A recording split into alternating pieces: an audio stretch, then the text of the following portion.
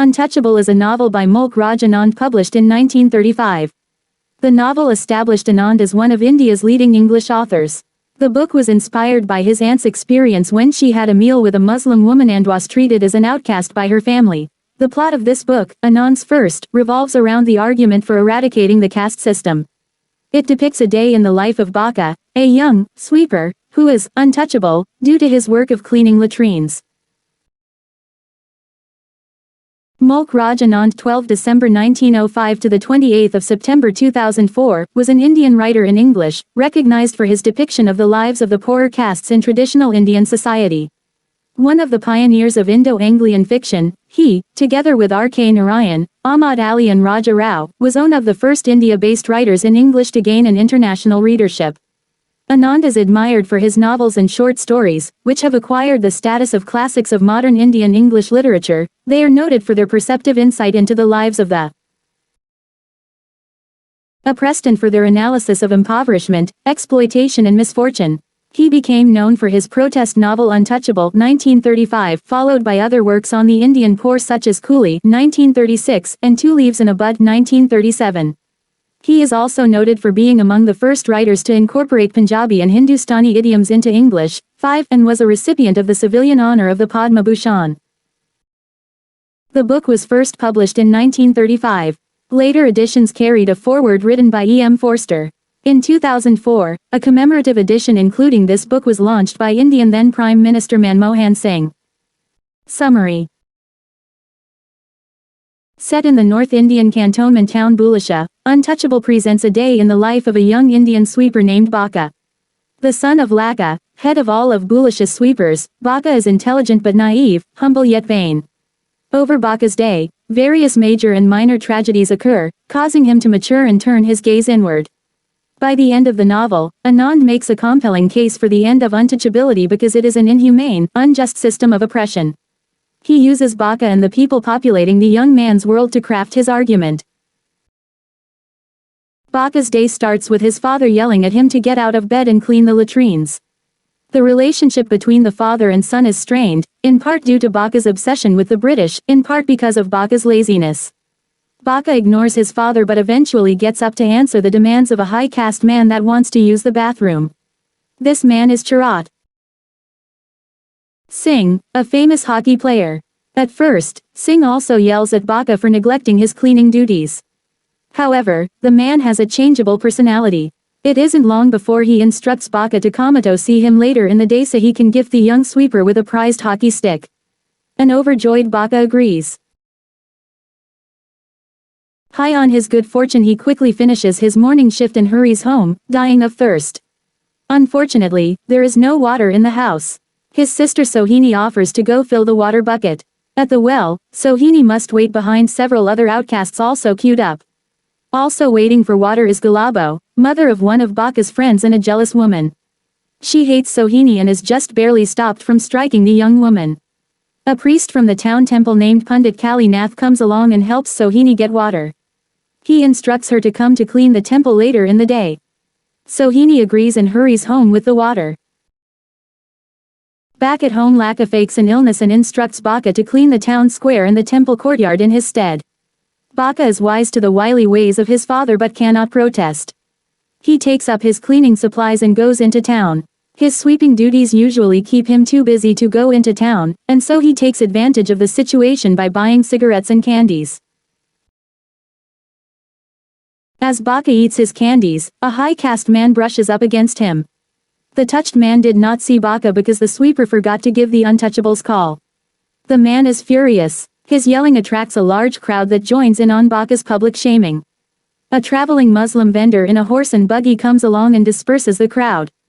Before the touched man leaves, he slaps Baka across the face for his impudence and scurries away. A shocked Baka cries in the streets before gathering his things and hurrying off to the temple. This time, he did not forget the untouchable's call. Not see Baka because the sweeper forgot to give the untouchable's call. The man is furious. His yelling attracts a large crowd that joins in on Baka's public shaming. A traveling Muslim vendor in a horse and buggy comes along and disperses the crowd.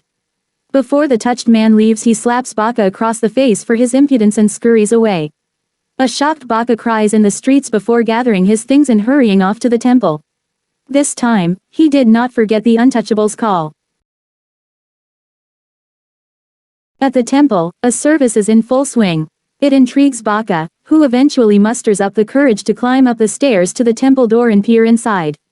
He's only standing there for a few moments before a loud commotion comes from behind him. It is Sohini and Pundit Kali Nath, who is accusing Sohini of polluting him. As a crowd gathers around, Baka pulls his sister away. Crying, she tells him that the priest sexually assaulted her. A furious Baka tries to go back to confront the priest, but an embarrassed and ashamed Sohini forces him to leave. Baka sends his sister home, saying he will take over her duties in town for the rest of the day. Inhabitants, Baka settles under a tree to wait. Before long, Singh comes outside. He invites Baka to drink tea with him and allows the Untouchable to handle his items. Singh's disregard for Baka's supposed polluting presence thrills Baka's heart. Thus he is overjoyed when Singh gives him a brand new hockey stick. Ecstatic about this upswing to his terrible day, Baka goes into the hockey game on fire. He scores the first goal. The goalie of the opposite team is angry over Baka's success and hits him. This starts an all-out brawl between the two teams that ends when a high-caste player's younger brother gets hurt. Baka picks up the young boy and rushes him home, only to have the boy's mother accuse him of killing her son.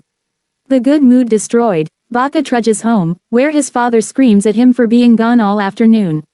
He banishes Baka from home, saying his son must never return. Baka runs away and takes shelter under a tree far from home. The chief of the local Salvation Army, a British man named Colonel Hutchinson, comes up to him.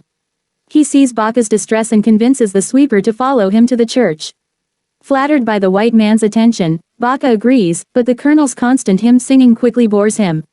Before the two can enter the church, the colonel's wife comes to find him. Disgusted at the sight of her husband with another, Blackie, she begins to scream and shout. Baka feels her anger acutely and runs off again. This time Baka runs towards town and ends up at the train station. He overhears some people discussing the appearance of Mahatma Gandhi in Bulisha. He joins the tide of people rushing to hear the Mahatma speak. Just as Baka settles in to listen, Gandhi arrives and begins his speech. He talks about the plight of the untouchable and how it is his life's mission to see them emancipated. He ends his speech by beseeching those present to spread his message of ending untouchability. After the Mahatma departs, a pair of educated Indian men have a lively discussion about the content of the speech. One man, a lawyer named Bashir, soundly critiques most of Gandhi's opinions and ideas. The other, a poet named Sarshar, defends the Mahatma passionately and convincingly. Much of what they say goes above Baka's head, so elevated are their vocabulary and ideas. However, he does understand when Sarshar mentions the imminent arrival of the flushing toilet in India, a machine that eradicates the need for humans to handle refuse. This machine could mean the end of untouchability. With this piece of hope, Baka hurries home to share news of the Mahatma's speech with his father. There is an ongoing debate about the novel's representation of the Dalit or untouchable community. For Arun P. Mukherjee, for example, the novel has a homogenizing function that focuses on the essentialized natives, resistance to the colonizer, and fails to fully develop the natives' own ideological agendas. K.M. Christopher also suggests that, while Anand certainly subverted literary traditions of the era in Untouchable through its mere subject matter, the novel also perpetuates the perceived homogeneity of Gandhian reformism. Following Foucault, Christopher sees Gandhi as policing the discourse of untouchability, which Anand arguably perpetuates through literary discourse. Alternatively, Ramachandra Guha argues in the introduction to the Penguin edition of the novel that Anand is ultimately ambivalent about Gandhi's policies, as evidenced by the conversations about public policy at the end of the novel. Ben Conisby Bear notes that Anand carefully frames the novel between 1933 and 1935. The former is inscribed at the end of the novel to mark the time in which it was written, while the latter year is the actual publication. Untouchable is a diasporic anti-colonial novel that aims to contextualize the highly fraught politics of India to an Anglo audience, particularly Bloomsbury. Anand, in trying to establish a counter-connection between colony and metropolis, charts a route which ultimately seeks to reveal what was left out in the 1931 pact between Gandhi and Irwin. Anand himself cites the time he spent at Gandhi's Sabarmati ashram in 1927 as a source of inspiration for the social protest novel, but he also suggests that by the time he composed Untouchable that he had left philosophical systems, including humanism, behind.